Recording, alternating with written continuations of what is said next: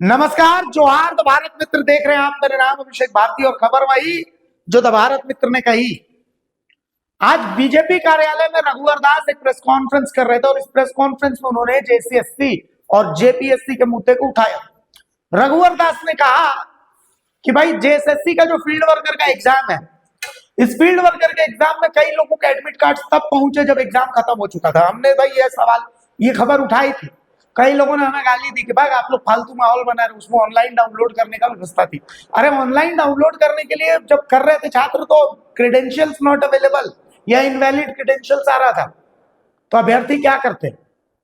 आखिरकार बीजेपी ने भी इस मुद्दे को उठाया है। पहले सुनिए रघुवर दास आज इसको लेकर के क्या कह रहे थे।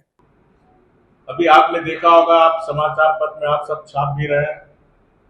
19 जुलाई कुछ क्षेत्रीय कार्यकर्ता प्रतियोगिता परीक्षा होनी थी। कई छात्रों का परीक्षा खत्म होने के बाद प्रवेश पत्र डाउनलोड करने का लिंक मिला। अब जैसे आज कल एग्जाम है, रात में 12 बजे उनको ईमेल। अब छात्र कैसे पहुंच सकते?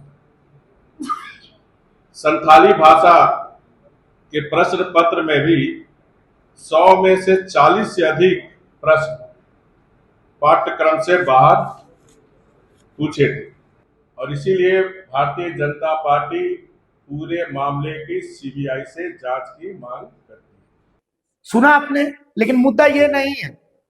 मुद्दा ये नहीं है कि भाई एडमिट कार्ड बाद में आया है, या मुद्दा ये भी नहीं है कि संथाल पेपर में 40 सवाल जो है वो आउट ऑफ सिलेबस थे। ये सब तो जेपीएससी के लिए बहुत आम बात है। जो बात मैं आपको बताने जा रहा हूं आप उस बात पर पॉइंट कीजिएगा, आप उस बारे में सोचिएगा, ठीक है।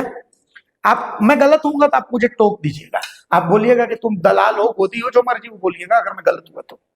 रघुवर दास को सुना आपने? मैंने रघुवर दास की पूरी प्रेस कॉन्फ्रेंस सुनी और बीजेपी की पूरी क्रोनोलॉजी भी देखी। मैंने रघुवर दास से इंडिविजुअली प्रश्न भी पूछा कि भाई क्या आप लोग जेएमएम के साथ एक फिक्स मैच खेल रहे हैं क्या? रघुवर दास के पूरे प्रेस कॉन्फ्रेंस में राहुल गांधी का नाम था, कांग्रेस का नाम था, क्षेत्रीय दल बोल रहे हैं, वाम दल बोल रहे हैं, लेकिन एक बार भी अपने प्रेस कॉन्फ्रेंस में उन्होंने जेएमएम और हेमंत सोरेन का नाम लिया। शायद एक बार लिया, वो भी लास्ट में लिया, बाकी नहीं तो ऐसे उन्होंने हेमंत सोरेन का नाम नहीं लिया। अब बीजेपी को समझिए, झारखंड में शिक्षा विभाग किसके पास है? भाई सुदीप्त कुमार सोनू के पास और मुख्यमंत्री के पास। तो अगर जेपीएससी में गड़बड़ी हुई है, जेएसएससी में गड़बड़ी हुई है, तो आप कांग्रेस कार्यालय का घेराव करेंगे कि मुख्यमंत्री आवास का घेराव करेंगे और जेएमएम कार्यालय का घेराव करेंगे? बीजेपी मुखर होकर के मुख्यमंत्री से इस्तीफा नहीं मांग रही है, वो राहुल गांधी को बोल रही है कि वो यहां पर आवाज उठाए। बीजेपी कह रही है कि कांग्रेस अपना समर्थन हेमंत सोरेन से वापस ले ले। हद है। आपको हेमंत सोरेन से सवाल पूछने में डर लग रहा है या आप फिक्स मैच खेल रहे हैं? आपके और हेमंत सोरेन के बीच में मैच फिक्स हो चुका है क्या?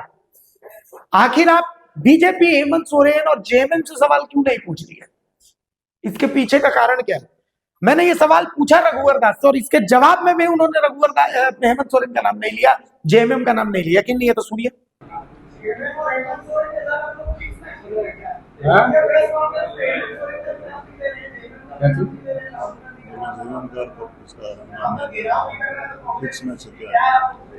आपने शायद ध्यान नहीं दिया, मैंने शुरू में ही कहा ये वंशवाद, जातिवाद,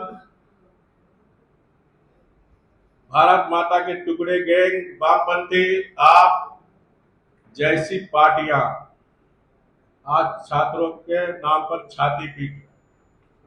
तो मैंने ये भी कहा कि आप जिस तरह हमारे केंद्रीय शिक्षा मंत्री का त्यागपत्र मांग रहे हैं, तो झारखंड में जो इतने पेपर लीक हुए, भर्ती घोटाला हुए, कांग्रेस जवाब दे। किसकी जिम्मेदारी है? सरकार आपकी है। यहाँ क्यों किसी से इस्तीफा नहीं मांगा जा रहा? कांग्रेस पार्टी हो, चाहे वामपंथी दल हो, चाहे आरजेडी हो, जो दिल्ली में छात्रों के नाम पर नौटंकी कर रहा है। तो देखा आपने, अब क्रोनोलॉजी समझिए। भाई जेपीएससी को लेकर के तो हम कई दिन से मतलब चिल्ला रहे थे। अब देखिए जेपीएससी को लेकर के एक रात पहले जयराम महतो जो है वो मुख्यमंत्री से मिलते हैं, उनको आवेदन देते हैं। अगले दिन जो है भारतीय जनता युवा मोर्चा का जेपीएससी घेराव का कार्यक्रम था, और ठीक उससे पहले सीआईडी की रेड पड़ जाती है। तो इसको क्या समझा जाए कि भैया यहां पर तो फिक्स मैच ही चल रहा है ना, यहां तो फिक्स मैच चल रहा है। सोचिए ना, आप सोचिए कि जेएसएससी में इतना कुछ घोटाला हुआ, जेएसएससी सीजीएल में इतना कुछ हुआ, बीजेपी ने उस मामले में क्या किया था छात्रों के लिए। पीएम मोदी से भी जाकर के छात्र मिले थे, लेकिन उसके बाद क्या हुआ? कुछ भी नहीं हुआ। बीजेपी नेताओं ने जब रिजल्ट उनके फेवर में नहीं है, उसके बाद आवाज उठानी छोड़ दी। वो छात्र बिल्कुल अकेले पड़ गया, अभ्यर्थी बिल्कुल अकेले पड़ गए। तो कुल मिलाकर के झारखंड में फिक्स मैच खेला जा रहा है, फिक्स मैच। बीजेपी और जेएमएम फिक्स मैच खेल रहे हैं, क्योंकि बीजेपी को महिला आरक्षण विधेयक में जेएमएम का साथ चाहिए, और भी कई जो एफसीआरए कानून आने वाला है, इन सब में जेएमएम का साथ चाहिए, और जेएमएम इनका साथ देगा तो भैया फिक्स मैच तो चलना चाहिए। इसीलिए जेएमएम ने सीआईडी भी लगा दी। बीजेपी भी चुप, बीजेपी भी खुश की ठीक है सीआईडी हो रही है, अब सीबीआई करते रहिए, उसको होगा क्या, मैं तो सीबीआई राज्य सरकार ने अनुशंसा ही नहीं करेगी।